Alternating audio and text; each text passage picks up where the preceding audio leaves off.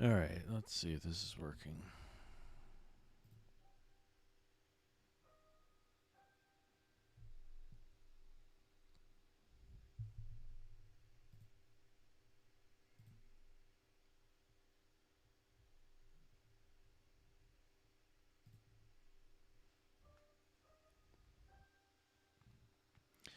Let's see if this is working.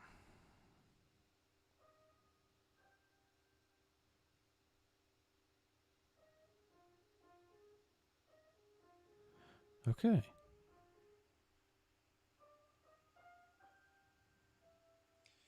Let's see if this is working. All right, there we go. Perfect. YouTube is way behind on TikTok. Way behind TikTok, rather.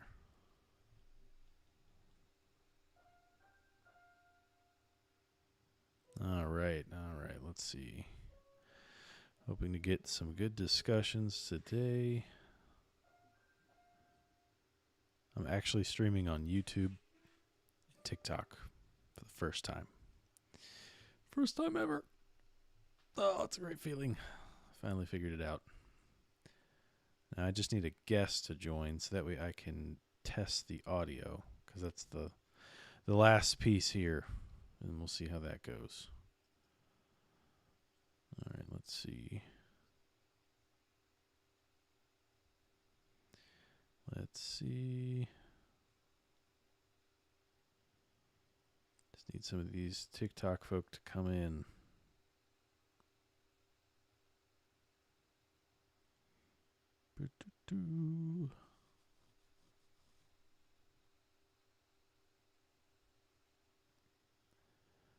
All right. Cool. Cool, cool, cool. Hoping we can have a good discussion today and the test goes well. And this works on this dual thing. What's the warning here?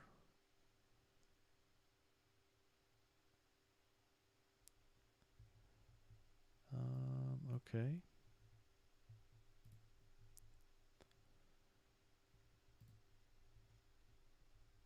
Guess I have to stream at a better bit rate. What's up, folks? How are ya? All right. I got so many screens up in front of me, it's blowing my mind. Sir, you should help me out real quick and join, or Atheist Church, any of my atheist friends here, or actually anybody. If you could send a guest request, that'd be great so I can test something. All right, cool. Yo, Yo, what's up, man? I don't know how long I can be up. Did you just want me to join and test something, or? Yeah, so I'm actually streaming on TikTok and YouTube, and so I need to see if people can hear both. This is crazy, man. I have 3 monitors, so Oh, look at you. yes, Got a whole thing going on. it's working. Okay, awesome. Everyone can hear me? Yeah, on the YouTube stream, I can hear you, um, and I can hear you on here, So the, obviously. So yeah, the test worked? yes, All right, everyone can hear me? yeah, I can hear you. I would imagine everyone else God can. doesn't exist. Christianity's false. Bye. Oh, how very nice of you. How very nice of you. It's okay. I still love you, sir. I still have faith one day we'll bring you over. What's up, Atheist Church? What's up? Was that guy being for real? We're buddies. So, yeah. Or just He is an atheist. He's not a Christian. Oh, he is? Yes. One day we'll bring him over to our side. But Yeah, okay. he's a nice guy. I like Sir a lot.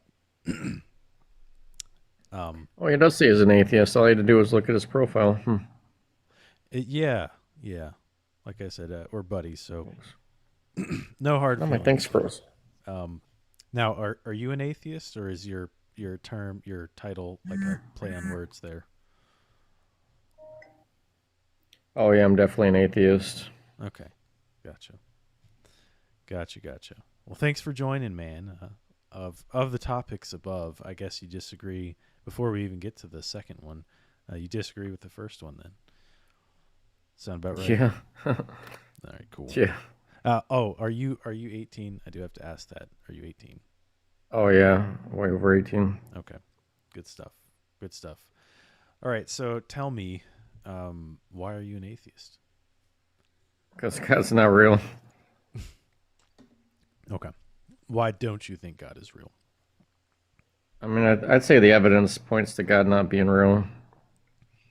Or, Okay, I mean, and then plus there's a lack of evidence. Like, I kind of bring up the leprechaun thing. I mean, in theory, leprechauns could exist, but like we don't believe in leprechauns, so why believe in God? okay. So we think like leprechauns and God are kind of like on the same page. Yeah, only like people don't believe in leprechauns. I mean, maybe you could try and claim God's less crazy, but I think we should put God in the category as leprechauns. Okay, gotcha. And just for the comments, Brandon Sharp, this is sparkling water, not an energy drink. But I appreciate your concern. Anyways, I used to drink liquid death until like I realized it's actually like not that good of water, and people thought I was like crushing beer on lives. You know, I don't know what beer looks like a liquid death bottle, but anyways, all right. So as far as like comparing the two between theism and leprechauns, really you just think like anything beyond the natural is just no reason to believe for that. No Yeah, reason to I believe don't that. know why grown adults and I do like Prime Jake Paul's energy drink, but sorry, No, throw no, that no. out there. That's fine. Okay, so as far as like uh, why adults would believe in God, have you ever It's like sad. looked into like some of the more well-known philosophers of religion that are theists and why they think God exists? I mean, when I was like researching it, I tried to look all the main arguments, but Okay. it's definitely I look at it as like the emperor has no claw. I mean, it's still surprising me, and it made me feel better, for being a Christian most of my life. If you guys had something, but I mean, I think it's basically House of Cards, basically. Okay. So you're not aware of like any arguments for God that have, I guess you just think all the arguments are bad, therefore atheism. That's kind of like your mindset. Yeah, I mean, I think the first cause is the hardest, but even the first cause I think is ridiculous, and I don't think it even should be taken as a valid argument. Okay, so you think, if anything, the first cause argument. Yeah, Um, but I think it should be like thrown out like right away. why? Because I mean, like one, it's like you're assuming that God did it, and then you're also assuming that God exists without nobody creating God. So I mean, right there, it's logical fallacy. But So I think uh, if we think that God is the first cause, there can't be something that created God. So I think there's just a bit of confusion there. There's no fallacy as far as in a first cause argument. I mean, I'm sure people make fallacies while presenting either the kalam or an argument for motion or something like that, or even like the Aristotelian plain Jane argument. But as far as like having a first cause, we have two options. Either we have an uncaused first cause or we have an infinite regress. Which of those two do you think is more likely to be true? I mean, I don't get into it that much. I mean, I think it is a special pleading to do for God. Like, oh, we need a first cause for the universe, but not for God. I think that is special pleading, and I'm not like a super duper expert on like Big Bang and stuff, but I think there is evidence for it, and Okay. Well, um, I think despite Big Bang or not, Big Bang is compatible with atheism or theism. Um, but I think as far as like what you were saying about special pleading for God not needing a cause, right? But God, by definition, in classical theism, neoclassical theism, like pretty much all of original Christian thought, Jewish thought, even Muslim thought, um, is that God, by definition, is a uncreated being. and I don't think you can define God into existence or leprechauns. I mean, yeah, you can define God however you want, but it doesn't make him any more or less real. So, but if we come up with a hypothesis to explain reality, right? Or let's say this first cause, right? Because if you can dabble between an uncaused first cause or an infinite regress, and actually you could use a theistic hypothesis or an atheistic hypothesis for both. But if we're looking at the first cause, right, you have two options. You either have a theistic option, like, for example, God, or a classical theistic God, a triomni God, and then you have like Graham Oppy. Are you familiar with him? I never heard of them. So Graham Oppy is a very prominent atheist philosopher of religion. He came up with this hypothesis called the initial state. And the initial state is essentially like the period prior to the Big Bang, this state at which everything was, in order that had this natural predisposition to expand into the universe we see today, right? So, it had the natural predisposition, and then boom, starts expanding. And then you have the same thing under theism, except God is the agent that uses causal agency in order to make that change from not expanding to expanding. So, where is the issue? Like between the two, I guess I'm not seeing why we would impose any sort of fallacy here of special pleading if we can use the same hypothesis for both possible scenarios. I mean, in my mind, like I prefer like, staying in the real world. In the real world that we're familiar with, like reality. Like, I think seems illogical to say like, oh, if the universe had to have a creator, then God didn't have to have a creator. Like, it's kind of weird to me. So, is the universe the same thing as God? I mean, you're the one that believes in God. I mean, I would say no, they're not the same thing. So it would be like a category error to say that they both have to have the same rules, because if the universe is the creation of God, by definition, it's going to have different rules. Being number one, it is created, where God, by definition, is uncreated. Like, I think that the notion of a created God is incoherent. I think that's incoherent. But an uncreated God is not incoherent. And that's much better explained than any sort of like the polytheistic created gods that you see throughout history. So, like, when you say it's illogical, what law of logic is being broken by a theistic hypothesis? I'm more basic. Like I said, I'm more basic. I try not to go too far into like advanced psychosis, but like, yeah, and your imagine like just because you imagine things doesn't make them real. Like, I mean, I think your imagine's good, but to try and use logic to justify, like, I think it's like mental illness, basically. So it's hard for me to, like, go down that rabbit hole. It seems like the positions you hold aren't justified. Like, if you can't tell me like, why I'm not the one that illogical- believes in an imaginary sky daddy and, like, a ridiculous Bible. Like, you're saying I'm not justifying you believe in the Bible, like. Well, we haven't even gotten come to on the now. Bible yet. I know, if like, we have good reason to believe that God exists, then the claims of Scripture, especially the supernatural claims, aren't as far off if we have reason to believe God exists.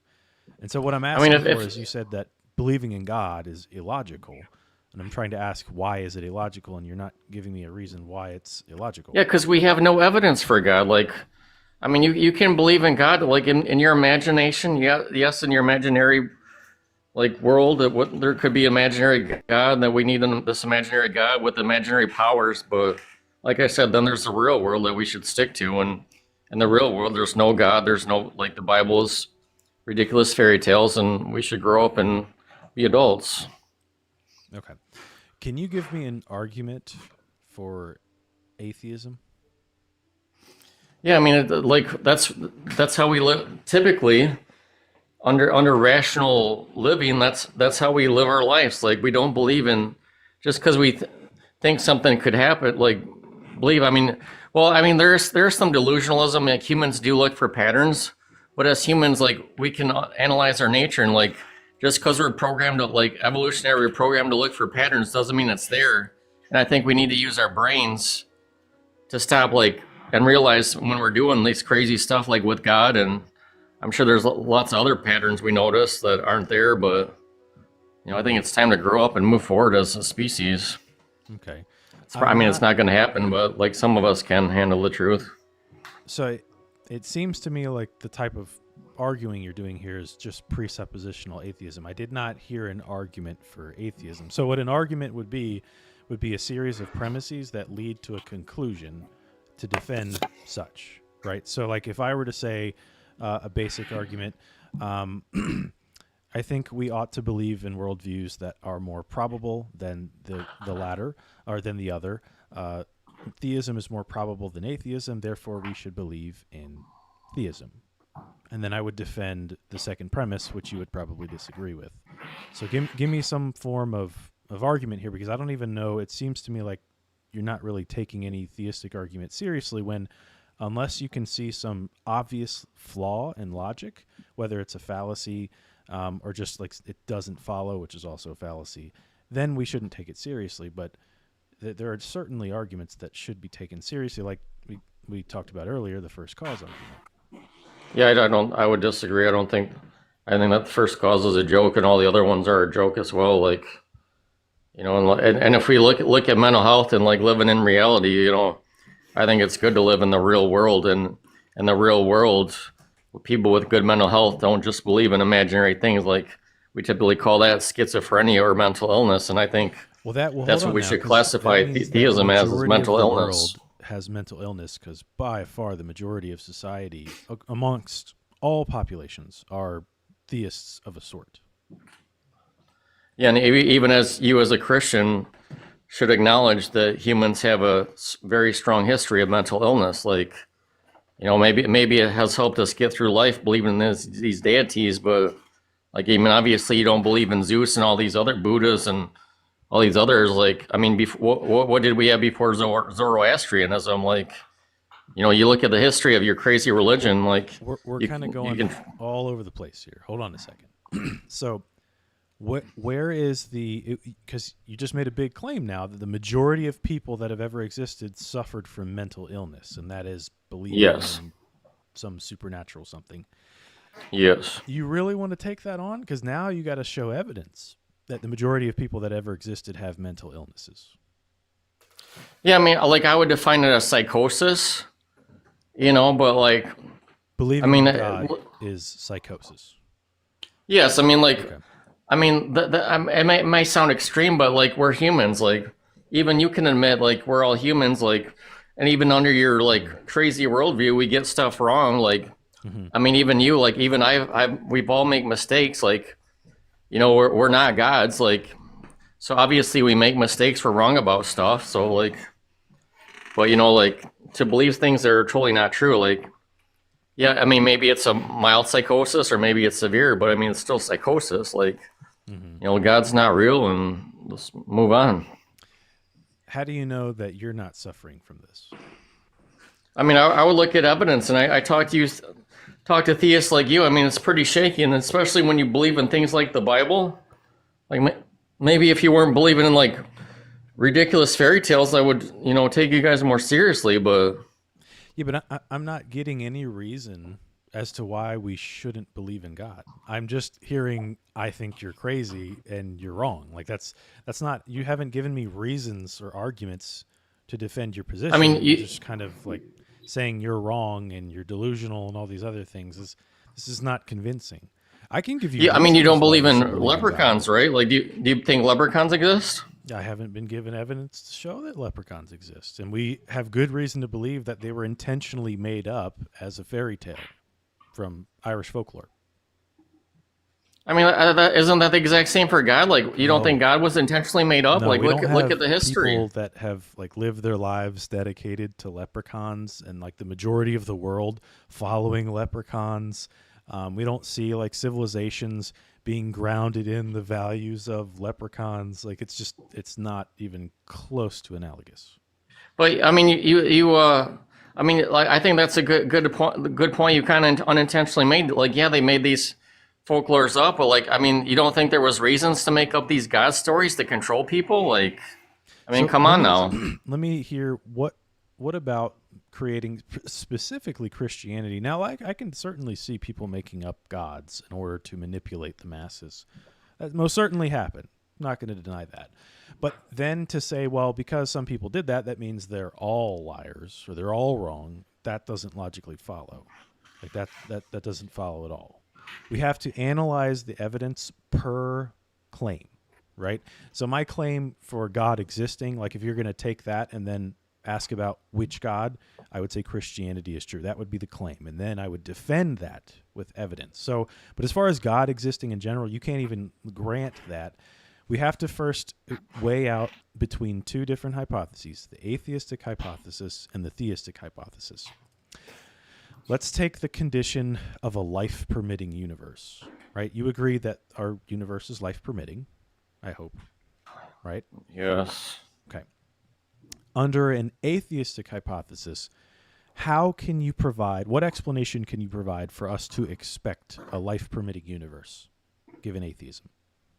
What do you mean? I mean, you got abiogenesis. You also got the size of the universe. You got organisms surviving in outer space. Like, none of that is specific to atheism. These aren't things that we would necessarily expect under atheism. So, like, given an atheistic hypothesis, why would we expect such things to occur? Abiogenesis, any of that, life in general, a life-permitting universe. Why under atheism? Like, let me ask you this. Is it possible, like, why would we expect a life-permitting universe over a non-life-permitting universe under atheism? I mean, we look at the world we live in, the elements, like our scientific knowledge, I think it points to abiogenesis and evolution. I mean, yes, you can be psychotic and believe Sky Daddy did it, but I think that's psychotic. So we're not giving an explanation here. Everything that what explanation do you need? We have scientific evidence. Like, science isn't the. We know the world we live in, and it supports life. Question. This is a philosophical question, not a scientific question. That's not the type of answer. I mean, I think it's, and this with your question, we can stay in the real world. We don't need to go like philosophical. Is like, not in the real world. I mean, yeah, there's some philosophy, but when you can use like concrete scientific evidence, why do you got to go into your like, like we don't cradle have that your option here in this scenario? I mean, whatever with your imaginary world. I mean, I don't like whatever you want to believe in your imaginary world. Like, I mean, you can stay there and you believe whatever you want in your imaginary world. Okay, you're not engaging with the question here. Yeah, I mean, I like to stay in the real world. I don't like going down psychotic philosophical questions. What is like not real about what I'm saying. Like, we don't even need to go philosophical. We know the world we live in. Like, we know the elements. About like the existence of God. This is a philosophical question, not a scientific question. Yeah, I mean, I prefer to stay scientific and not in the imaginary world. Like, in the concrete world we live in, there's zero evidence for God. Yet, yes, in your imaginary philosophical world, like, yes, your Sky Daddy can exist outside of space and time, but I think it's good to live within space and time, which is where we are. Okay.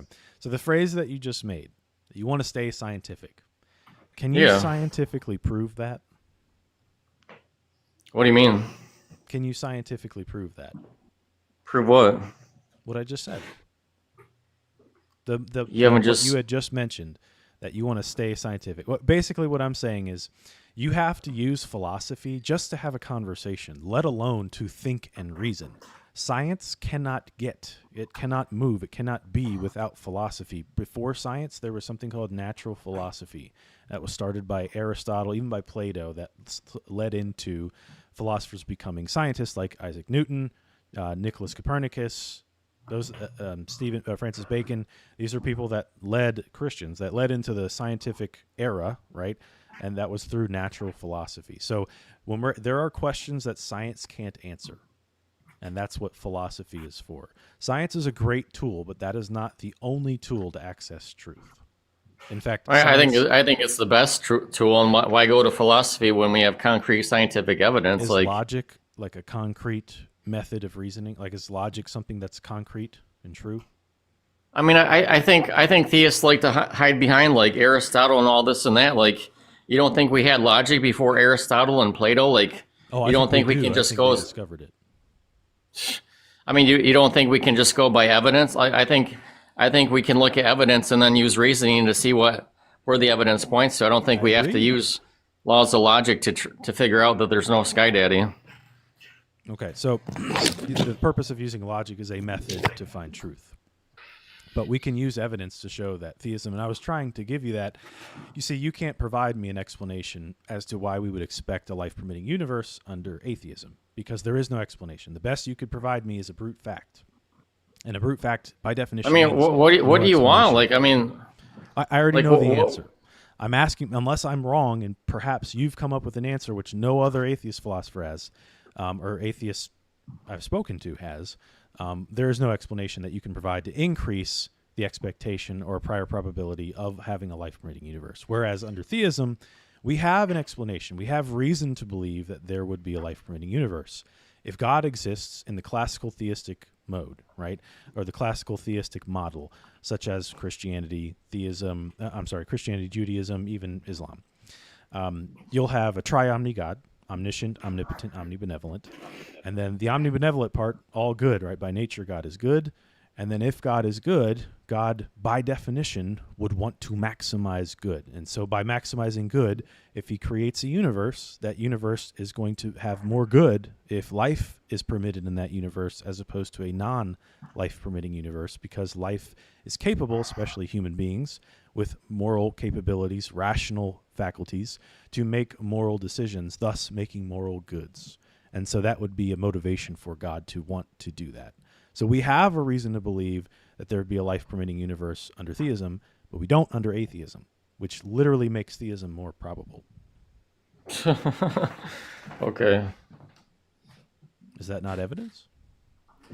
I mean, I think it sounds like psychotic coping, but I mean, you can do whatever you want. I mean, what it's a is free world. psychotic coping about that? I mean, when you're believing in God, assuming it exists, and using all these crazy rationales to support your delusional beliefs. I mean, you can do what you want, but like, I'd say it's the emperor's got no clothes. I mean, just because you're good at playing pretend doesn't make your Sky Daddy real. Just because you have a good definition of Sky Daddy doesn't make Sky Daddy real. Just because you can make assumptions that Sky Daddy exists outside of space and time doesn't mean that imaginary realm exists. Like, to me, it's pure psychosis. Okay.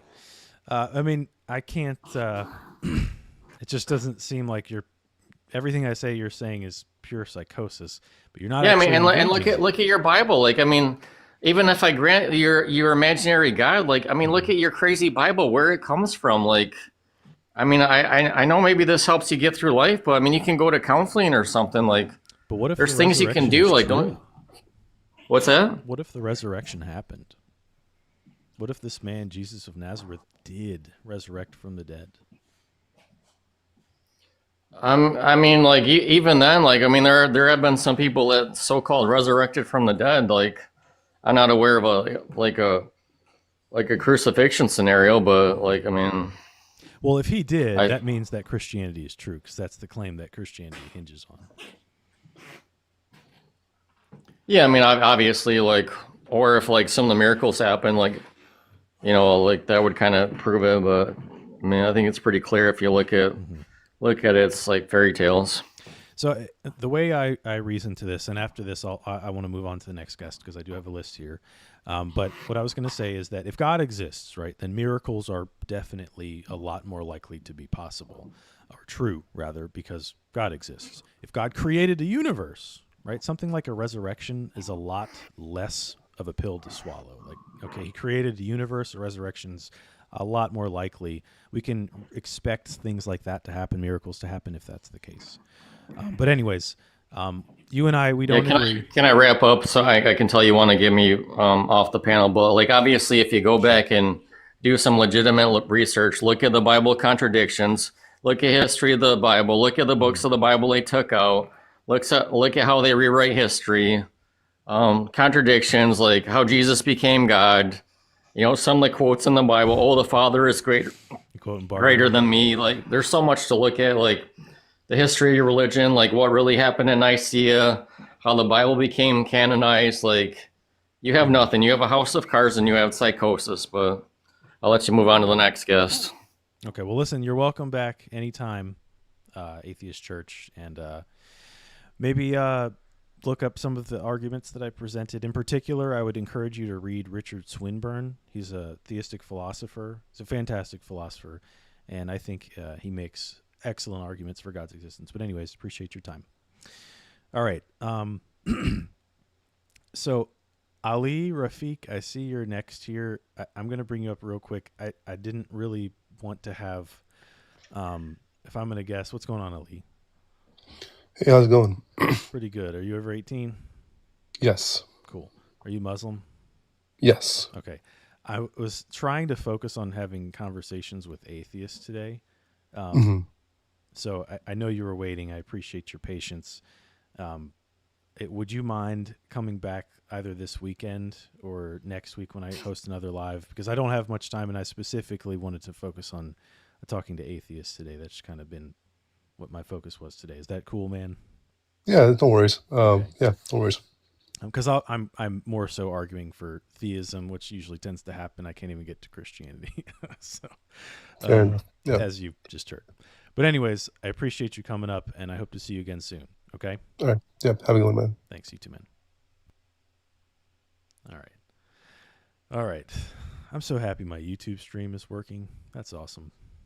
That's so cool. All right. Let's see. All right. I see someone said question is an atheist. I might bring them up next, but they're not up next unless Blue Archon, what's going on? Not much. How are you? I'm well. How are you? Doing good. I think I like your style. You're a pretty chill dude. I appreciate that about you. Oh, well, thank you. Appreciate that. I try to be. I don't think I'm gonna be Your bringing volume anyone is to really Christ. low though. Is it really? Oh, that's a little better.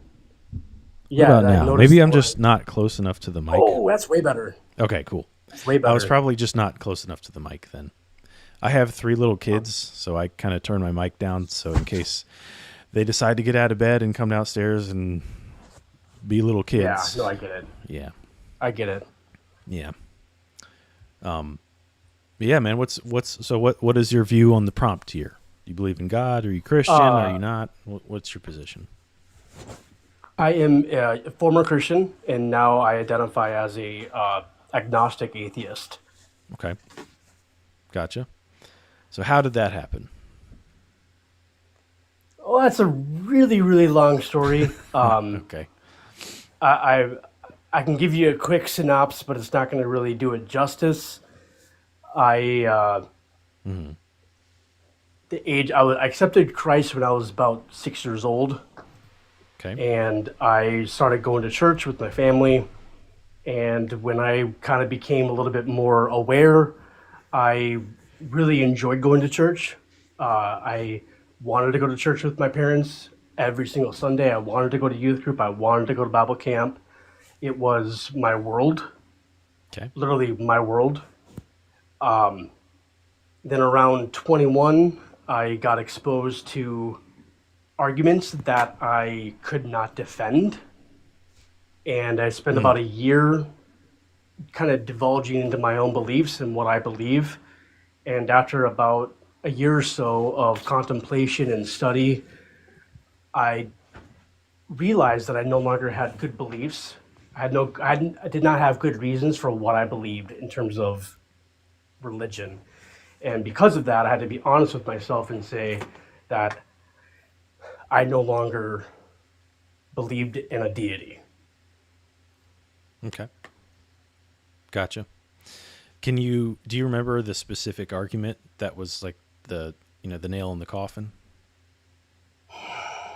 I don't remember the specific argument, but I'll give you the final argument that kind of put the nail in the coffin. And that would be when I got exposed to these arguments, I had to realize that I had never really spent time reading my Bible. And so I decided to start to read the Bible. And what kind of broke me was the story of Exodus. Okay. I found it very, very, I found the actions of God in that book incredibly immoral, especially when you consider that if God is all knowing, all powerful, all loving, he could have picked a different way to release his people from Egypt that didn't involve the seven plagues, the unaliving of all the firstborn of Egypt. That had nothing to do with Pharaoh's and Moses's little tizzy. I guess would be a good way to say it.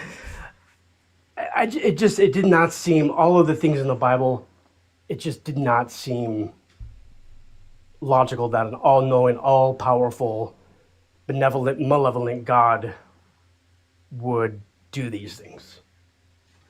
Gotcha.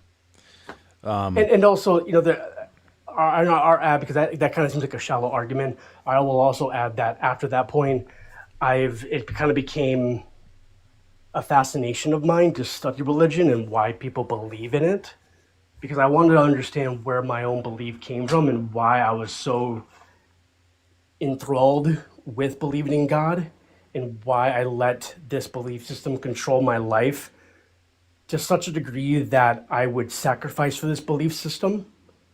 So that kind of became a fascination of mine. Gotcha. Okay. So it seems like the big factor for you was like a moral thing, more so. You found yourself at odds with the decisions that God made in the Old Testament, particularly the story of the Exodus. As far as, and I will agree, it does seem, especially, when you first fully read, because part of the reason I got into apologetics and into philosophy and theology and history is because I was challenged by skeptics. And I was put in a position to where I was embarrassed and I didn't really know what to think. I had to challenge my view. Am I going to be like a hard-headed fundamentalist and just pretend like that's not a problem and keep powering forward? Just trying to overcome arguments with better arguments, basically just using rhetoric to support my view, or am I actually going to dive down and try to learn and understand what I'm saying here, what this means? You know what I mean? Yeah. So I get where you're coming from. I didn't end up the same road as you did. But I think part of what helped me was when I started to dive into the moral argument. I used to think that you hear a lot of theists say, you have no standard without God. And that's a really bad argument because you can easily come up with a standard without God. That's like your very low tier beginner apologist argument. But when you actually start to read moral or like ethics philosophers, you will find there are tons of normative ethical views, like normative ethics and meta-ethics that people have come up with over the years to try to explain this thing we call ethics. Like, what are moral values and duties? Now, I do think that God is the best explanation for said moral values and duties, but I think it takes a lot of work to get to that. And so this is what I would challenge you with. Because you seem like somebody who would be willing to come back to the faith if you found a good reason to. Would I be accurate in saying that? So even if you found a good reason to, you wouldn't come back? No. So nothing would bring you back to the faith? That's an excellent question. Nothing would bring me back to the faith. Because that's what I mean when I say good reason. Well, that would mean you're unreasonable. Let me say this.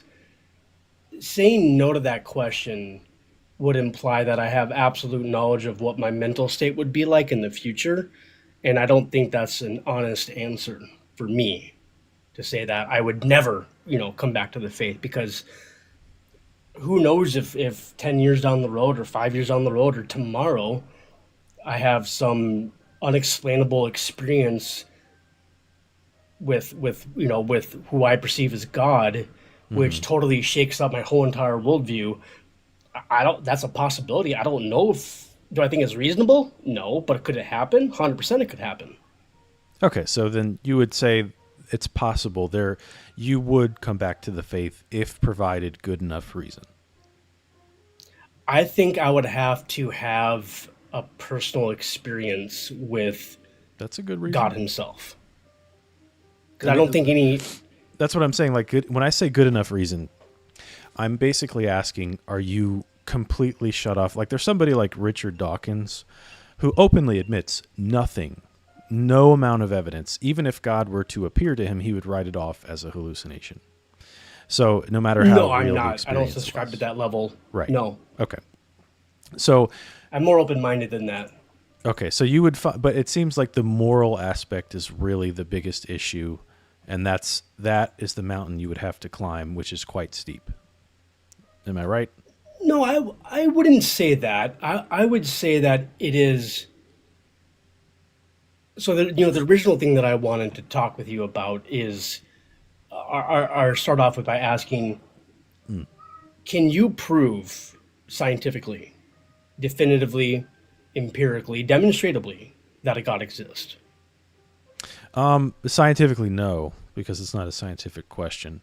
I can give because Great. science doesn't answer philosophical questions. Correct. Like, I agree with you. We have a bad habit of thinking that I would have to like do this experiment to where I can develop this hypothesis and do this experiment, test the my hypothesis with this experiment, and then I'd come to the theory of God. Oh, the God theory. That's not how that works because this is not. No, I agree with Okay. you.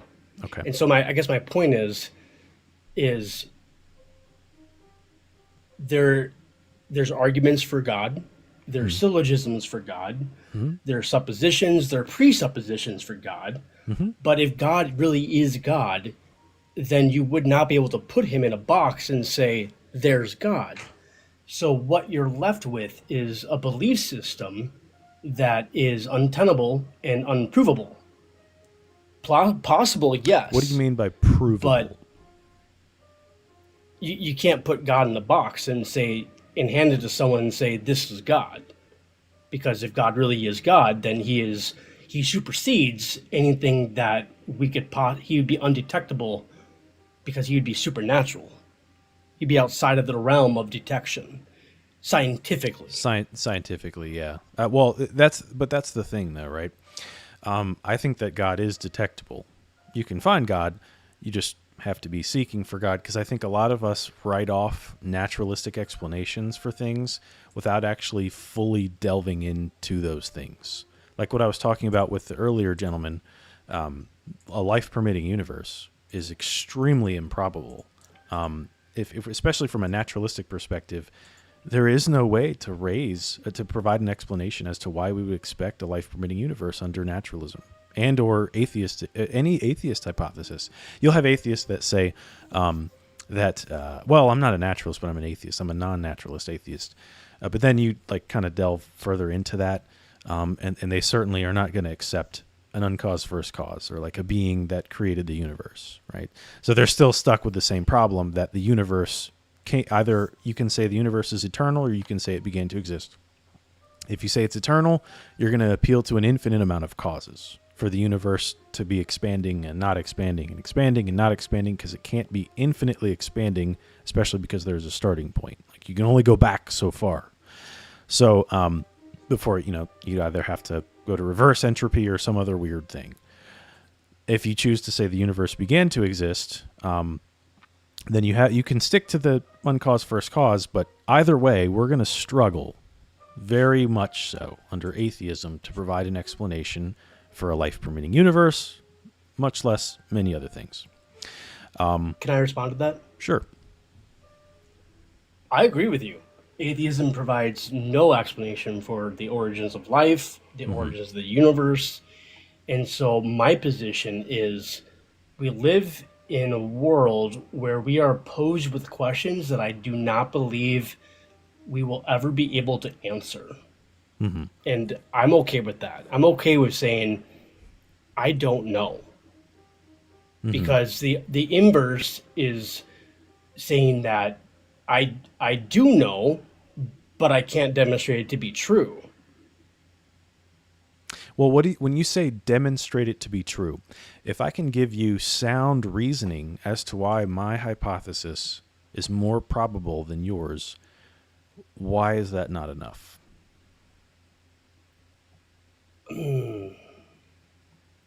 Because at the end of the day, it's still a hypothesis. It's still a reasoning. It's not Okay. a demonstration of let's truth. let's test that. Are you married by any chance? I'm not. No. Okay. You have a mother, I presume, because you exist and you Yes, had I to be do. born at some point, right? Yes. Is your mother still with us? Because I don't want to use this example if she's not. Yeah, she is. Okay. Yes. Cool. All right. Can you scientifically prove your mother loves you? No. Nope. Okay. So does that mean you can't prove your mother loves you? There's no way to show. You have no good reason to believe. You can't demonstrate that your mother loves you.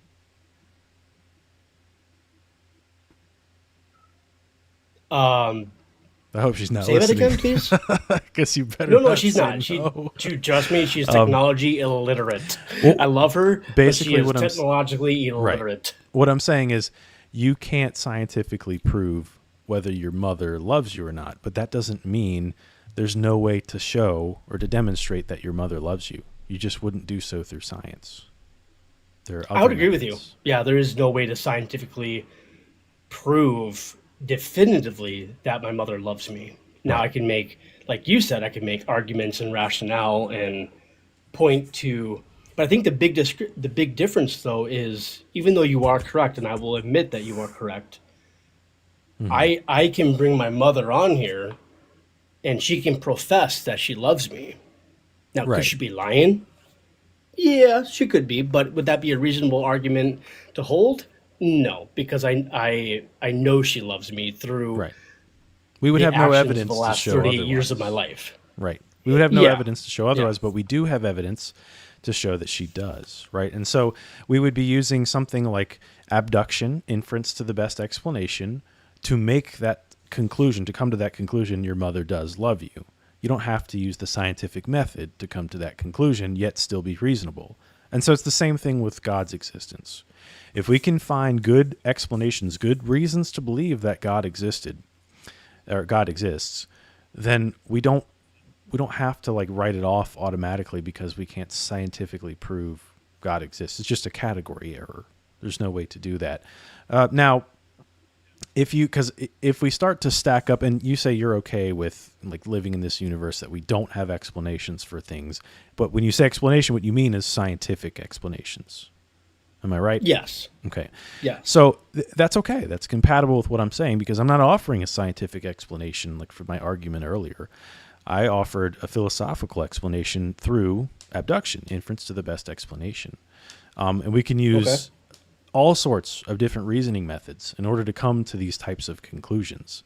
And then you just have to ask yourself, what makes more sense? What reasons are more convincing than the other? And to try your best to push aside philosophical presuppositions.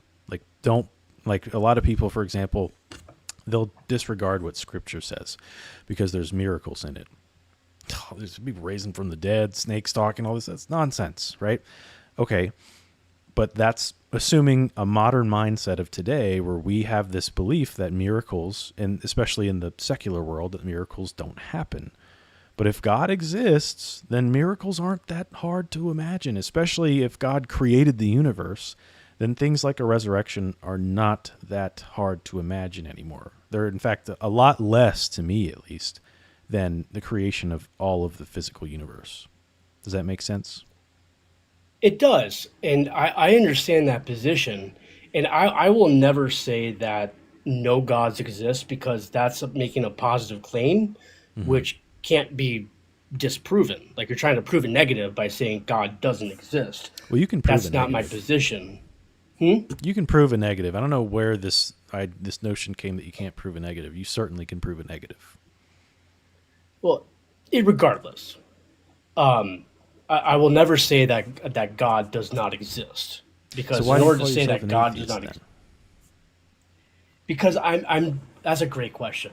So the reason why I categorize myself as an agnostic atheist is I am convinced that all the religions that have existed and currently exist, where there's a deity involved, because I'm excluding Buddhism, because Buddhism, they don't worship a deity, to my knowledge.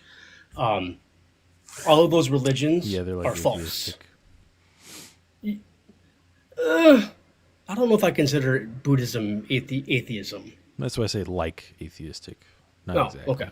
But either way, I'm convinced that all these religions are products of man. But the reason why I add the agnostic section onto there is I'm also convinced that there's no way to know whether or not a God exists or does not exist, demonstratably scientifically. Now, that's not to say that that doesn't invalidate someone's personal experience, right? Because there's billions of people throughout history that have claimed they have had a religious experience, not religious, a experience with their own deity, right? And to say that that experience is not true, again, you can't disprove their experience. It's their experience. I've experienced things that are completely unexplainable, but the difference, I guess, for me between myself and a theist would be even though I've experienced things that are unexplainable, I'm not willing to put a label on it and say and call it this or call it that, because at the end of the day, I don't know. Okay, so when you say you don't know, are you saying you don't know for certain? I don't know what. I'll give you an example of what I mean by that. So, Okay. my father passed away in 2021. And before this, I had already experienced paranormal incidents. I've had numerous paranormal incidents where there are things that I just simply cannot explain. When my dad passed away, there was a lot of situations that revolved around that. Even on the day that he passed, that I'm like, it seems like this is my dad communicating with me, right? Okay. There's zero way for me to prove to myself or anyone else that that was in fact my dad communicating with me and interacting with the physical world, which makes no logical sense whatsoever, right? I'm just not comfortable claiming with 100% certainty that it was my dad. I'm convinced that it was my dad, but I cannot prove it. And I think that's the thing that I find the most frustrating with Christianity is Christianity, people who are theistic, those claim Christianity is 100% true, and I know it to be 100% true. But at the end of the day, they have no way to demonstrate that Christianity is true. Well, so I would say I think I can demonstrate Christianity is true, but I can't demonstrate certainty. And I don't think that knowledge equates to certainty. So I'm almost like a radical probabilist. I think you can't be certain about very much, if anything. That's Okay. like for example, I have very, very good reason to believe that when I start my car to go to work tomorrow morning, it won't explode. Right? Yeah, But I that's can't reasonable. say that with certainty because it's always possible that someone Yeah. snuck into my garage and planted a BOMB. I don't know if you can say that on this app. Yeah, Under my yeah. car, right? I agree with you. So it's okay to not be certain about something and to believe it to be true, because just because it's not certain, you can still believe that it's true. So just believing something with or knowledge is what is a justified true belief, right? So if you have a justification for your belief, then you have reason. You that's knowledge, right? So if you have reasons to believe that some proposition, some hypothesis, some worldview is true, then you should believe it, and then you should live it. You see, I think part of the problem with like the worldview, when people are talking today about what their worldview is, whether they're a theist, not, they don't actually like go down the list of what. That's why I talk about philosophy a lot, because your worldview entails a lot more than people realize. I agree with you. If you claim to be a Christian, if you claim to be an atheist, if you claim to be a whatever, there's a lot that you have to go down to figure out what that means. Do certain things match whatever? So, like for example, as a Christian, there's going to be certain things that I have to accept and I have to wrestle with to see if those things make sense, whether if it's a type of metaphysic, a meta-ethic, whatever. And it's the same thing with both sides of the aisle, with any side of the aisle. So that's why I think Like as an atheist, that's why I try to talk about like a life permitting universe. It's okay to say, yeah, well, I don't have an explanation, and I'm okay with that. But from a probabilistic standpoint, we now are lower on the scale than theism. And so then we have to ask ourselves, why are we accepting a less probable over a more probable worldview? Okay. I honestly don't know how to respond to that. That's okay. What I would say, I guess what I would say to that would be, there's a certain amount of validity to that argument because here's a way to say it. I feel like that's a gap argument.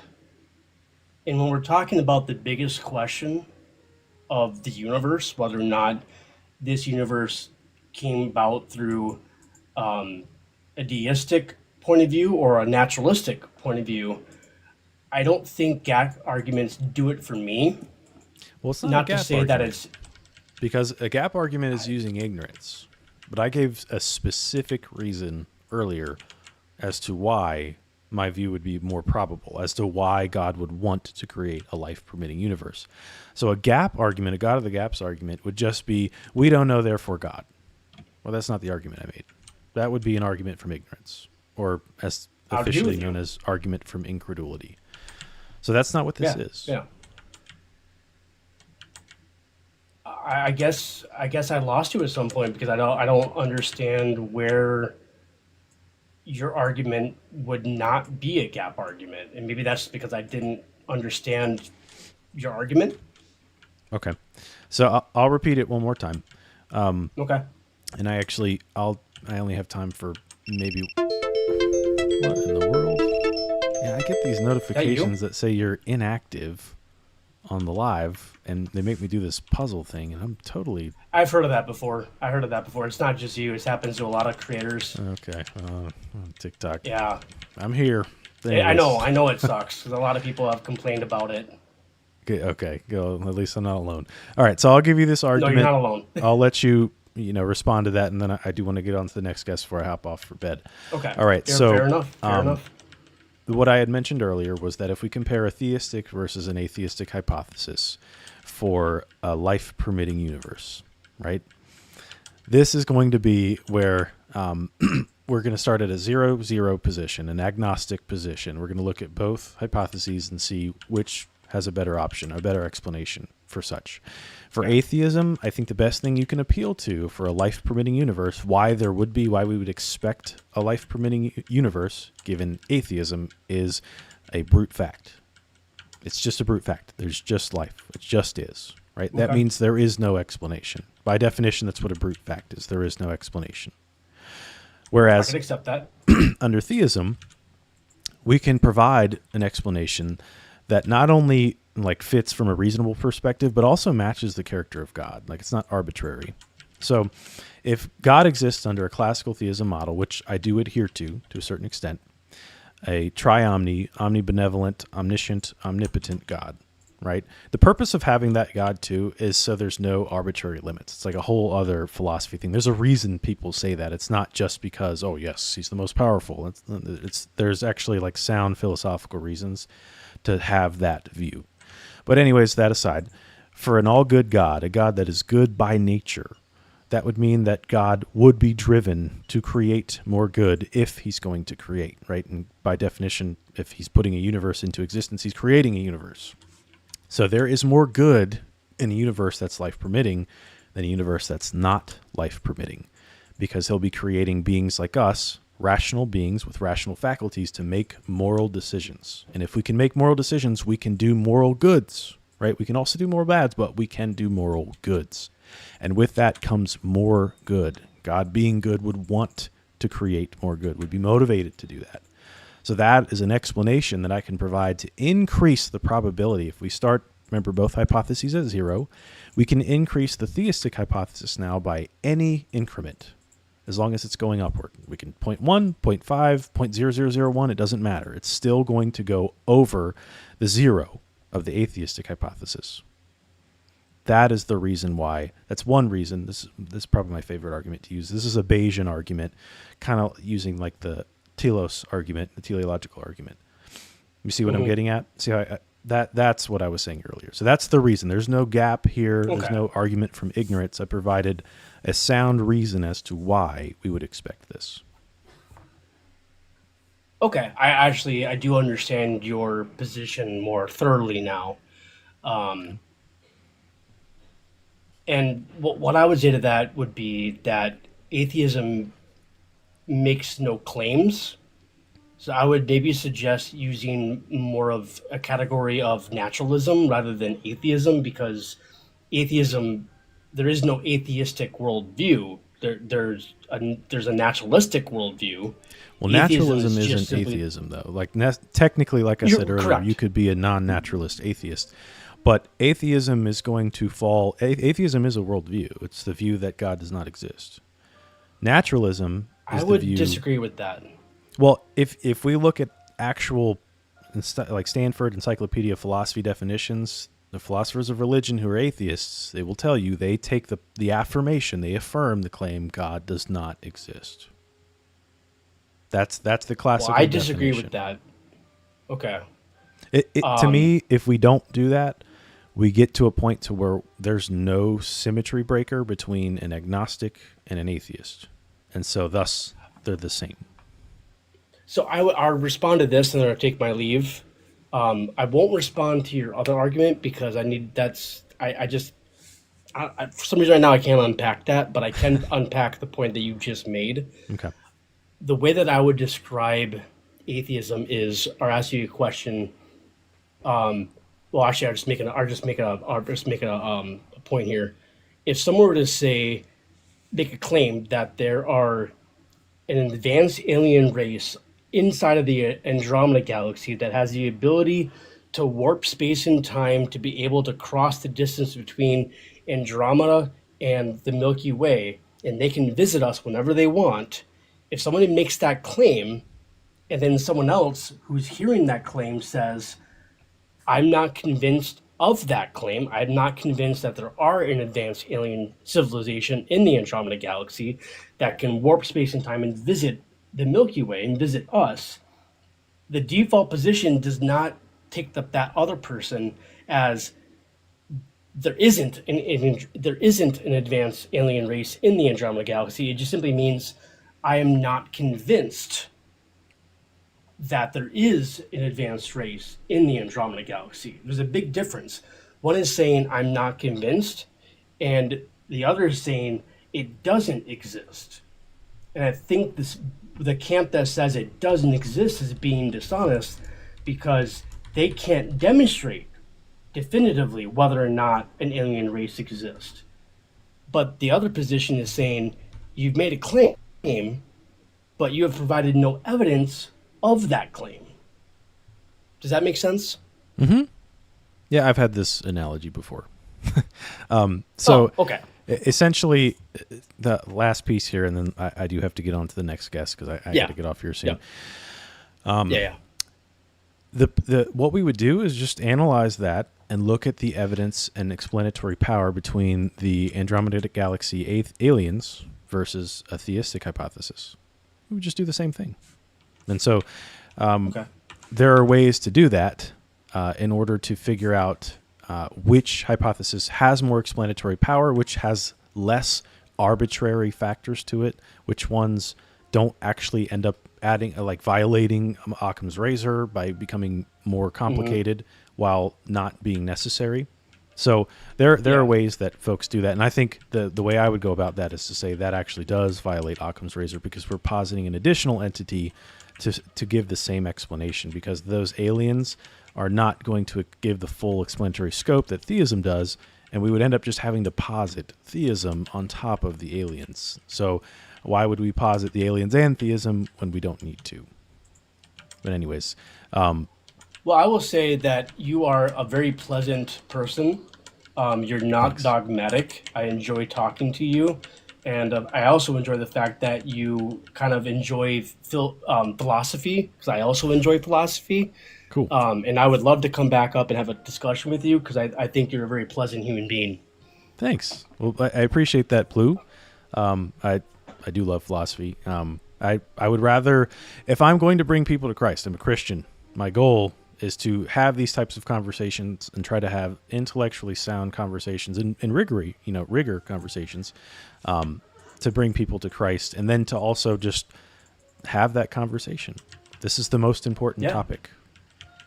I agree with you. So, anyways, thanks for coming up. You're welcome back anytime, man.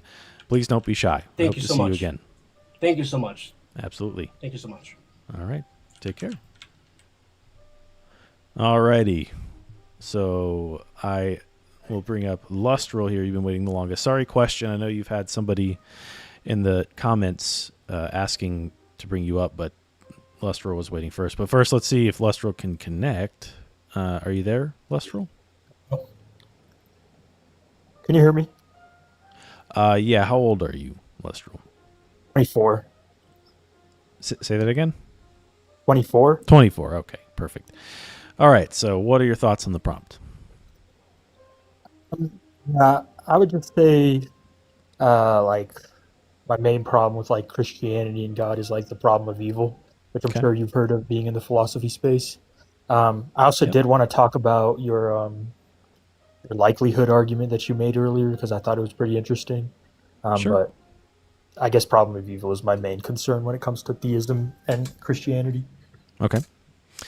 Just curious, have you heard of the problem of evil for atheism? By I have Eugene not. Nagasawa? Okay.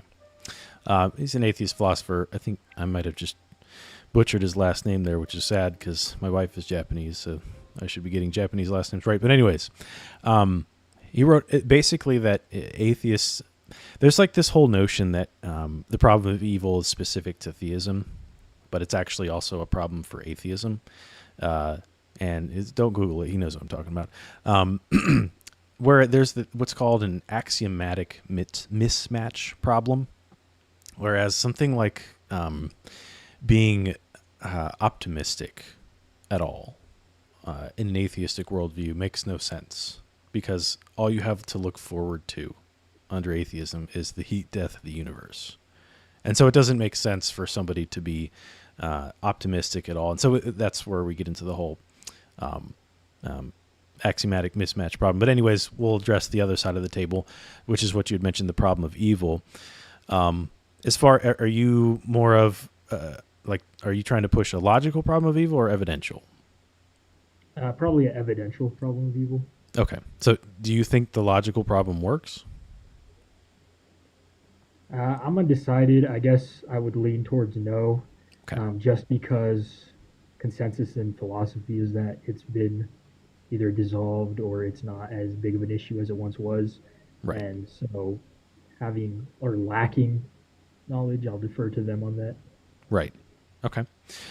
Yeah, you have like Jim Sturba, I think is his name, who's like rewritten a logical problem of evil. But I still think it suffers from the same problem. So an evidential problem of evil. It depends on how you go at this. So I actually think like the hardest problem of evil, I'll hand it to you, is probably going to be the natural evil more so than moral evil. Do you agree with that or no? I agree with that. You're kind of quiet, and maybe it's my headphones. Did you say you agreed with that? I agree with that, yeah. Okay. So we'll try to focus, because I don't have much time, on the natural problem of evil. So I think that there are a couple different ways that we could look at this. Now, believe it or not, I am a young Earth creationist. So I think that the other views are plausible, like theistic evolution or evolutionary creationism, old Earth creation, these types of things. But part of the reason I am a young Earth creationist is because of the natural problem of evil.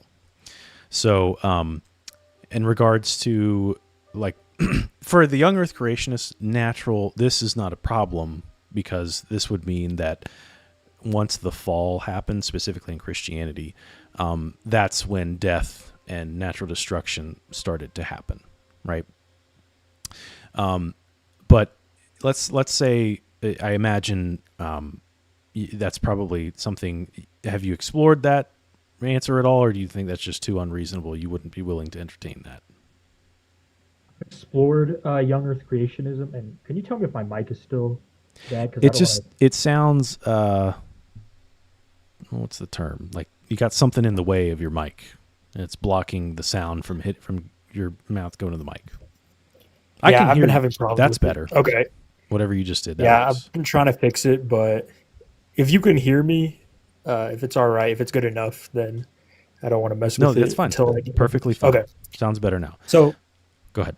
yeah, I would say I've entertained the idea of older or young Earth creationism Okay. as far as how it deals with Christianity, and I think it's an elegant solution in that front. It's just hard to parse it with. Then you have to get into a scientific debate on whether it's not, or you could even go into like the realm of like some people have gone like it looks old, but it's actually not, or they try to say, well, actually, the scientific evidence is in favor of young Earth creationism, and it's hard to parse out because that's a entire can of worm on its own. It But I've is. definitely like thought about it like when you take a neat sort of I guess literalist position on it, it makes more sense why natural evil comes about as a result of the I guess or curse or however we affected creation when we rebelled. But yeah, those problems keep me Okay. from thinking it as a Sure. solution. No, I see. And so I actually approach the young Earth creation view because the science view, it kind of like really boils down to what your like epistemology is and what your metaphysics are and your worldview. So I think most people, including Christians, have this issue with like looking at reality in this naturalistic manner. So like, and they don't even realize they're doing it. Like, for example, part of the reason why current Big Bang models will still go with the typical age of well, actually it was pre-Big Bang. Once we discovered like cosmic background radiation, that's when we really started hitting like the super old universe to the 13.7 to 14 billion year range, right? Now, all of these models of explanation are contingent upon a naturalistic explanation of the world. Whereas if you're a theist, you don't have to stick to that. So you kind of alluded to this earlier. So the approach that I take is, well, there's no reason to believe that if theism is true, that God couldn't have created a universe in a state at which it appeared the way we see it today a certain amount of time later. I don't have like a specific amount of years that the Earth is or that the universe is. I don't know. I don't think like we can just take specific biblical chronology and go from there. I think that there's too much nuance, so I don't really give a specific age, but I certainly don't agree with the consensus today. So if we're to take the theistic view, we don't have a reason to reject that God would have created the universe in its current state and put it in its current state to allow life to be as is. That's kind of the approach that I take.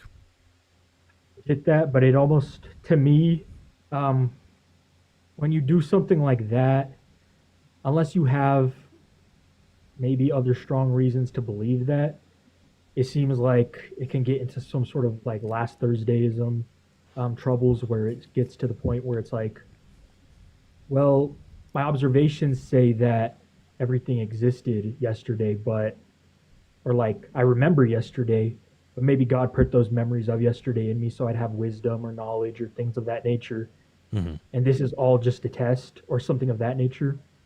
And when we can't trust I guess, looking into the past through science and through any sort of methodology that we want, becomes easy to just like limit it more and more, I guess, unless you have like a very principled reason for doing so. Yeah, I don't think that we have to do that. I think this is a false assumption a lot of people will make.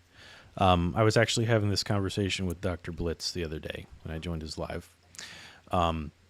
You don't have to like reject all forms of science of like, especially like dating, right? Things of that sort a priori. You don't have to do that. All you have to do is just go in and not use presumptions that you can't prove. like for radiometric dating, for example, any form, you have to presuppose the amount of parent element that was already in said thing that you're measuring, whether it's uranium, lead, potassium, argon, whatever.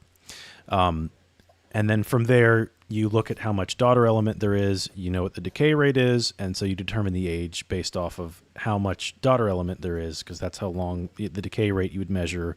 That's how that works, right? You don't know what the original ratio was, though. There's no way to prove that unless you have a time machine. So we have to make these assumptions. These types of assumptions are always done with what's called methodological naturalism. And so when you do that, what you're doing is you're presupposing something you cannot prove, naturalism, in order to make this calculation. And so we're already starting out on a faulty foot. That's where my issue would be is we don't need to do that. And so things that are more like, that offer more utility, like common things we use science for, like medicine, engineering, things of that sort, this won't affect any of that. All this is going to really affect is maybe like paleontology or archaeology, like how old certain things are. But as far as like, even with, I had somebody say to me, well, then how could we do something like build an atom bomb because of the, like the nuclear decay rate we would need to know. Again, this doesn't change. The only difference is it's not as old as we think it is because it didn't have to go through this naturalistic process of starting from zero.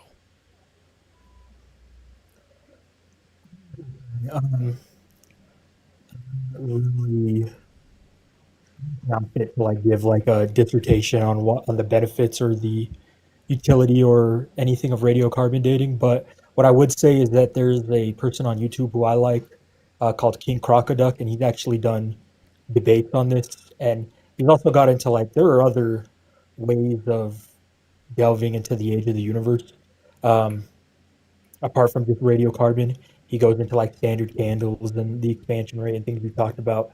But what I would mostly say is like I get what you're saying about how a lot of the things that provide utility can be we can still hold on to those and we can still use them perfectly fine, even accepting this model.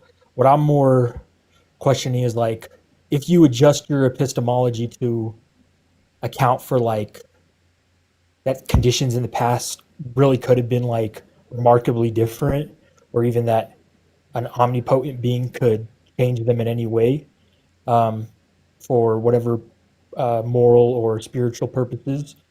It does to me get into when we're specifically looking at the past, how you can trust the past. Even like historical documents. Like, how do we know a person wrote this unless we were there?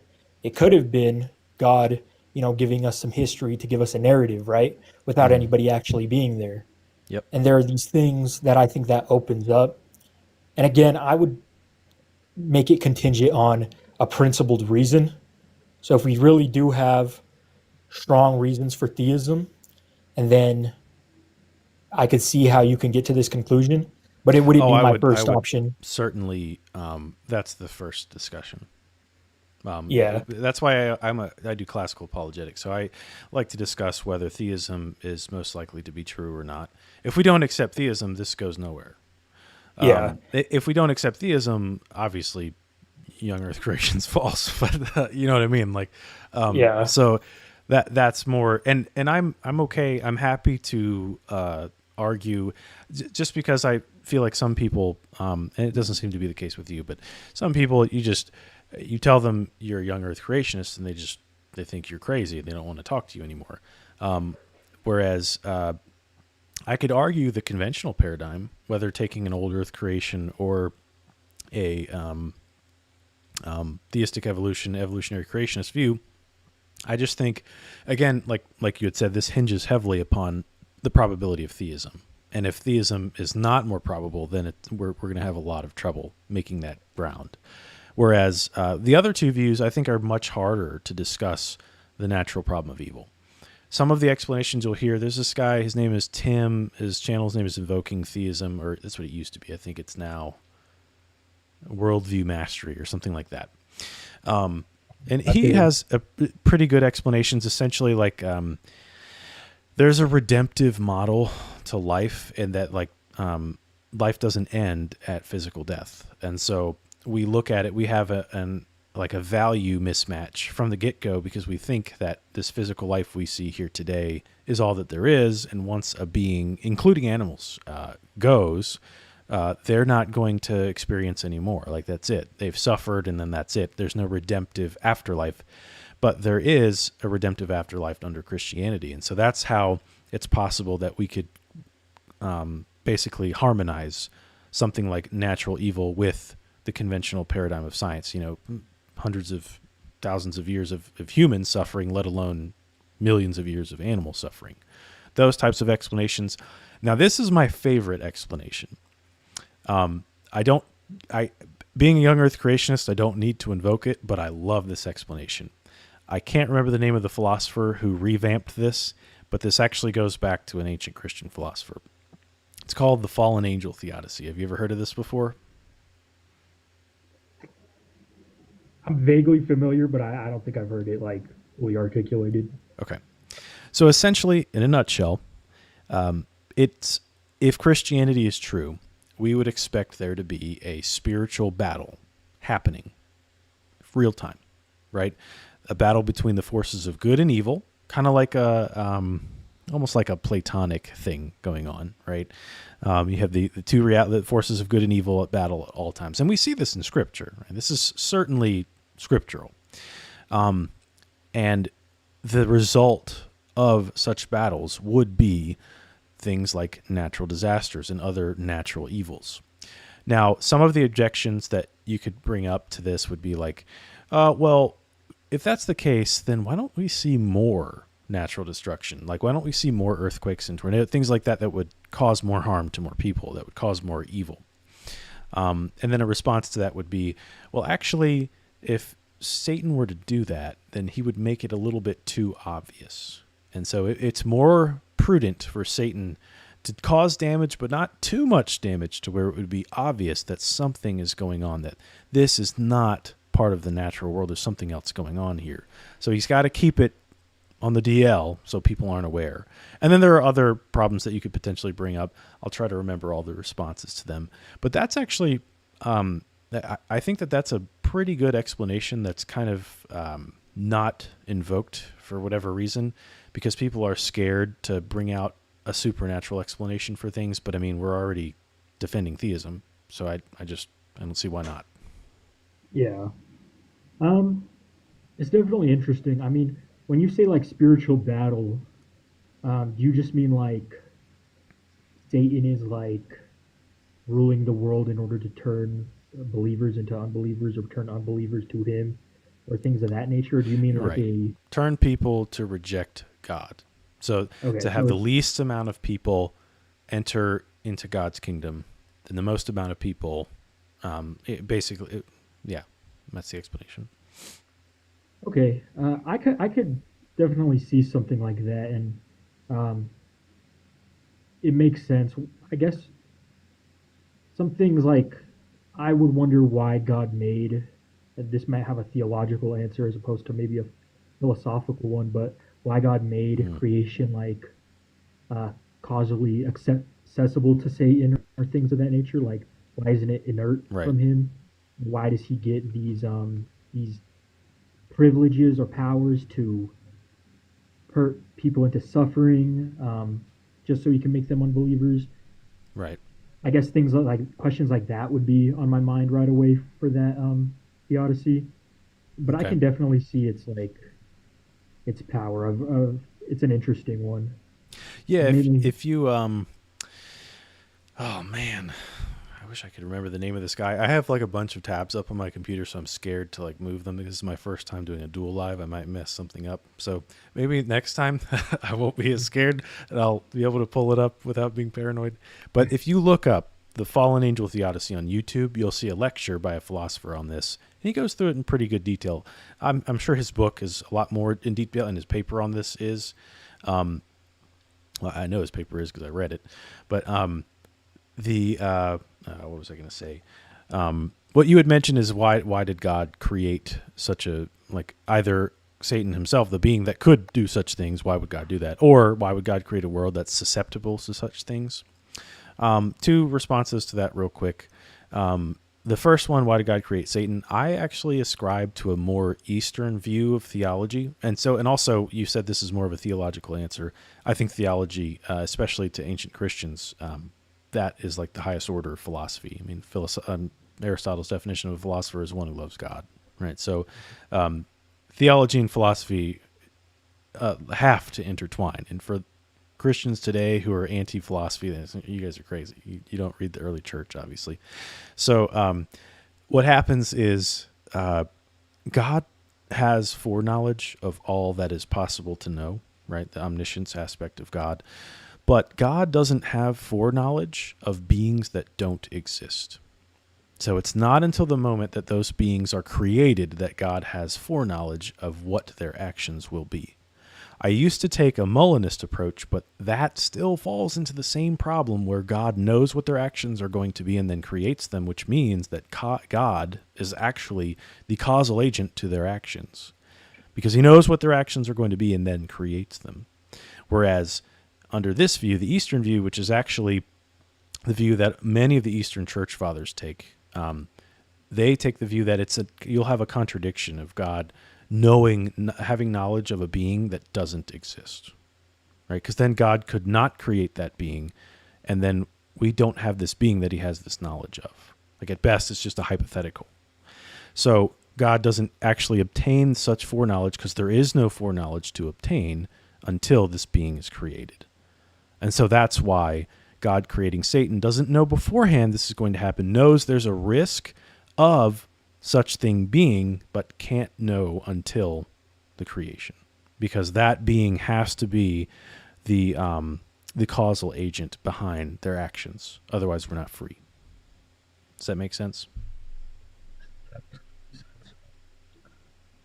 I can't hear you. I'm sorry. Can you hear me? Now I can. Yeah. Okay. That makes complete sense, and I've never heard of that sort of idea on foreknowledge before. That's the Eastern Church, so the Eastern Orthodox view. That's what they think. Okay. Mm-hmm. I guess I can see why he would create under that view, and why he would create, Adam and Eve and Satan and all of them. He knows possibly, maybe even probably, that there'll be a risk, but he can, in his grace or in his goodness, hope that they overcome it, hope that they can be redeemed in some way, or even just, hope that it doesn't occur and they make the right choice. What I guess I would just say is that when it comes to this fallen angel theodicy, it seems like even if he didn't know that he would betray him or rebel, he can still either make creation unreachable to him, or or just give him less power, or strip his power away in some way. I don't know if that violates something in his nature, but it would seem pretty easy for him to do. Like, once he does rebel and turns his way from him, I'm going to strip you of my power, that all your power is from me, and I can strip you of it. And at which point he becomes, like, at most a pest. I mean, I don't even know if he can have existence at that point, but even if God gave him a tiny semblance of power, he'd be, not strong enough to cause tornadoes or anything like that. Gotcha. So this now, I can only respond to one part of this because I gotta hurry up and get off here. This guy question is going nuts. I was going to give him a couple minutes before I go off. So as far as like the God creating a being and not allowing, like basically stripping Satan of this power, right? So part of the answer to that, like one of the questions I always hear is why did God like allow King Saul to become the king of Israel? He obviously did corrupt things, tried to kill David, just not a great guy later on. But at the time when Saul was chosen, God was telling Israel, hey, why are you doing this? Why do you want a king? And they're like, I want a king. Give us a king so we can be like every other nation. Okay, great. So that's what you want. I'll give it to him. Because at that time, Saul was the best candidate. it would be unjust for God to have judged Saul for what he knew he would do in the future because it hadn't happened yet, let alone it would have to happen because if it's true foreknowledge, that means it's going to happen. And so there's like a fine line there that God has to play in order for things to, A, contradictions to not come into play, but B, to be just. It would be unjust to judge someone for something that did not happen yet. Though you know it'll happen, they haven't done it. That would be like that movie Minority Report. Have you ever seen that before? I've heard about it. It's a bit behind my time or whatever. Oh, God. Oh, Trying to too make me young. feel old, man.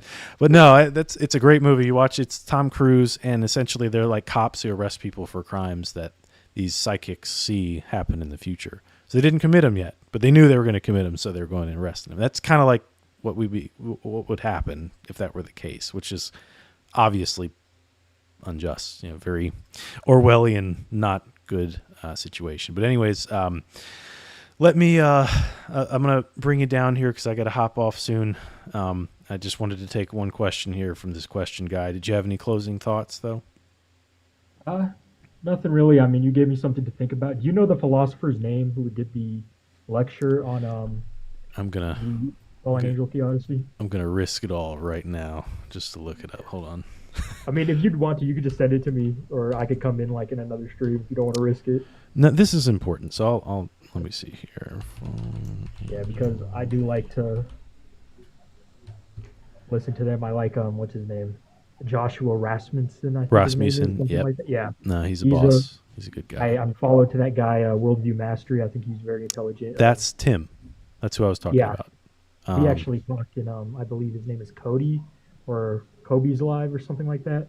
And he explained like, I forgot what we were talking about, but he was very intelligent. So Okay. My gosh, there's so many new videos on this now. I guess it's been a little while since I last watched it. And then after you watch it, if you like it, you should probably read the paper too. for sure. Let me see. Unless he took it off YouTube. No. Okay. So it's on the channel Angelicum Thomistic Institute, and Kent Dunnington. That's his name. All right. Thank you, sir. Yeah, man. Appreciate the Absolutely. conversation for sure. Hey, right back at you. I appreciate you joining. All right, man. You take it easy. I hope to see you again, all right? All right. Hey, don't Google it. I don't know how to make you a mod, man. I swear there was a way to do that, and for whatever reason, that is not. I don't know, man. So I'll have to figure that out. But I would like to have a couple of mods. I don't know how to do that though. An old man that's not that old, I guess. At least I don't think I'm that old. In case you're doing a skull at me or something. I'm not a boomer, man. Let's see. I'm a millennial. All right, question. I'm going to bring you up. We got 5 minutes, and I got to hop off. All right, what's up, man? Hey, how are you? Are you 18? Yep. Okay, cool. Yeah, I'm just here for the prompt. I'll try and be respectful, obviously. But Cool. yeah, I think the reason I don't think God exists is because I think I have an argument against his existence. Okay. Hit me. Okay. Yep. Do you want it formally or informally? Give it to me formally. Okay. Premise 1, if God exists, non-computable functions are computable. Premise 2, non-computable functions are not computable. Conclusion, God does not exist. The inference rule is modus tollens. Okay. What is a non-computable? What was it? Is a computable, non-computable function? Is that what you said? Yep. Okay. If God exists, a non-computable function is computable. That's entailing a contradiction. Okay. So what is a non-computable function? Yeah, non-computable function is just the example we're referring to specifically here is going to be the halting function. This has been proven to be impossible in mathematics rigorously because a generalized algorithm that can tell you if any arbitrary Turing machine will halt or go on forever is impossible. So yeah, this is just foundational computation science. It relates to things like that. But yeah, and the reason why I can explicate if you want me to tell you why this would entail that would happen. That would be helpful. Yeah. So basically, the reason why is that since the universe is Turing complete, it basically means we're able to encode Turing machines inside of it effectively. If God existed, he would obviously be omniscient, and he would, know past, present, and future. Would you agree with that? He would know past, present, and future. Yeah. Yes. Okay. Yeah. And because the universe is Turing encodable, it would basically be saying he's going to have some epistemic access to the What is this phrase you're saying? The universe is what? Turing complete. Turing complete. What does that mean? Yeah, it just means you're able to encode a Turing machine inside of the universe, and you can encode any arbitrary Turing machine inside of the universe. That's basically how your phone works. What is a Turing machine? A Turing machine. Imagine a quote unquote. It doesn't also have to be literal. It's just a mathematical concept. A quote unquote infinite tape of zeros, and you're going to have some machine that has states inside of it. It will read the tape and not literally read. It doesn't have an eyeball. It just wherever it is on the tape, it tracks what the number is. It's either can be 0 or 1, and then based on some states you've pre-programmed into it, not literally programmed. Again, this is mathematically programmed, not like a physical object. It will then do something to that spot or do nothing. Then it will move to a different spot on the tape, and then it might do something to that spot on the tape or do nothing depending on the instructions. And then finally, it will move on to the next step. It really depends on how many states you input into the Turing machine. All you need to know is that the universe literally is Turing complete, and it would require computing the halting function, which is rigorously proven unsolvable, to know the past, present, and future of the universe. And that's why omniscience would entail a contradiction. It's impossible. So even with the type of omniscience that I had stated earlier. Just to clarify, could you repeat that? I mean, I've been here for an hour, so I don't remember everything that's been said. And I don't even know, because I'm not really familiar with the halting problem. Looking it up here, it says it's an unsolvable problem. But my view of omniscience, or foreknowledge in particular, is that God has foreknowledge of created beings. So God's not going to have foreknowledge of beings that are not created yet. Like the moment his foreknowledge comes into existence, when that being comes into existence, so that being is the causal agent behind their actions or behind their future actions. I don't know if that makes any difference. I mean, it doesn't. It doesn't entail having to have conscious beings or anything in existence. Even if you take a non-deterministic approach to the universe, given that you do, I'm assuming you believe he'll know the outcome to things like quantum mechanics, right? Even though to us it's completely epistemically random, we can't access what it will be, he knows that even before measuring the system. So when he does that, we can just take some isolated section of the universe that's also going to be Turing complete. It has the ability to encode Turing machines. So him knowing the past, present, and future of that also is going to lead to the same contradiction. So even if we just let's just say we cut off the entire section of the universe that has beings like us, right? Well, let's just we isolate this and say, well, then the omniscience isn't going to apply the same there. If you apply anywhere else, the contradiction still obtains because the universe is Turing complete, and every sector, if you go somewhere else, it's not going to suddenly change. It doesn't stop being Turing complete. Okay. Also, Jack Carter in the comments keeps saying I'm word salading this. I'm pretty concise. Relax, big dog. I mean, don't worry about the comments, man. I apologize. I just haven't heard this argument before. So I can send it to you. Could you? Because I'm not prepared. Yeah, I'll send that. Just bleh. I'd rather actually look at it. Okay. If you could send it to me, that'd be fantastic. Yeah, you got that. So, all right, you can have a great night then. Before you go, hold on a second. Let me just make sure I understand this. And it'll probably be better if I can just look at the argument, do some research. But why is there a contradiction with God's foreknowledge? I guess that part I didn't catch. Maybe I just need to research more. I'm not really sure why there's a contradiction there. Because the only way to have epistemic access to the outcome of all Turing machines is going to be computing the halting function, which is impossible. Okay, I see. Okay. Yeah, that's why. Okay. So basically, I need to really understand what the halting problem is, and that's going to make or break this. Okay. Yeah. Okay. Listen, man, I appreciate you presenting me a new argument. I welcome them. So yep. Send me that argument so that way I can do some research. I appreciate your time. I'm sorry you had to wait for so long. I was supposed to go live 3 hours ago, and it took me Nah, an you're hour good. and a half to figure out how to do this. So You're appreciate good, your man. time, man. Also, I'll since you were respectful to me, I'll just tell you how you get mods. Someone has to follow you, number one. Then you click on your profile. Then there's like 3 little dots in the top right corner when the little screen clicks up, and then it will have the ability to add moderator. And then you have to scroll down and allow them to have the ability to manage guests. I'll actually just send you a screen recording of me doing it on my own panel later. Are you doing it on Live Studio on the computer? Oh or yeah, on the phone? no. You can do this in app. By the way, I'm on my phone right now. I host lives all the time. So yeah, I'll just send you a screen recording of how to do that.